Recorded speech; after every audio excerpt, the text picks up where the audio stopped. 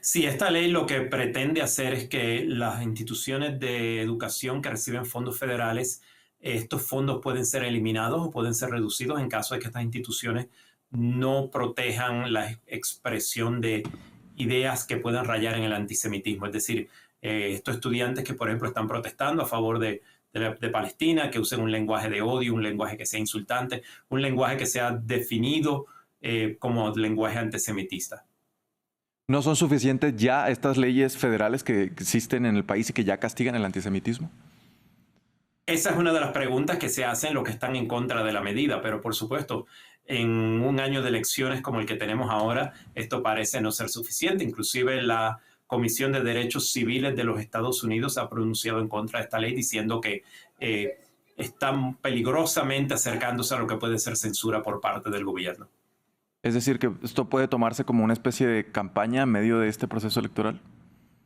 Sobre todo cuando pone el peso de cómo se van a implementar estas medidas en las instituciones, es decir, son las instituciones las que tienen que decidir si el tipo de lenguaje, el tipo de expresión que están utilizando estos estudiantes puede ser considerado un lenguaje que raya en el antisemitismo y por lo tanto son las instituciones las que tienen que actuar, digamos, como policías del orden, como policías de la libertad de expresión para decidir si lo que estos estudiantes están gritando, vociferando, rompe esta ley o no. En tal caso, entonces, son las universidades las que tienen que tomar medidas como suspender a estos estudiantes, expulsarlos del campus. Pero de nuevo, hay leyes ya que protegen no solo el derecho a la libre expresión, pero también cuando ya esto raya en lo que se llama entonces un lenguaje de odio o un lenguaje de tipo amenazante. Claro, y ahí surgen varias preocupaciones, Ernesto, y una es, por ejemplo, cómo se garantizaría que haya una diferencia entre ser israelí o ser antisemita, porque son dos cosas completamente distintas. Y esta es la cuerda floja en que no solo se balancean muchos de estos estudiantes, sino la misma administración de Biden, que tiene que incondicionalmente defender al Estado de Israel, pero a la misma vez no está totalmente de acuerdo con las políticas del primer ministro Netanyahu.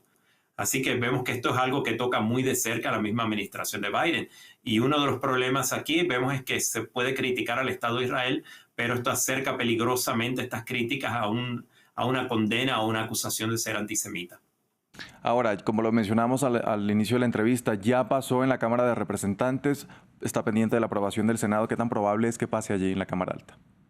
Muy poco probable. El Senado es un cuerpo legislativo que se jacta de tomar las cosas muy despacio, probablemente ni siquiera llegue a ser considerado en el Senado en pleno, sino que sencillamente muera en un comité, ya que de nuevo estamos en un año de elecciones donde, recordemos, en los Estados Unidos cada 2 años los representantes a la Cámara tienen que ser electos o reelectos, es decir, están constantemente en campaña. Este no es el caso en el Senado. Es decir, que veamos esto quizás como una medida de corte político, de corte electoral, de parte de estos miembros de la Cámara Baja que están haciendo campaña y quieren verse como amigos incondicionales del Estado de Israel, quieren ponerle quizás un fin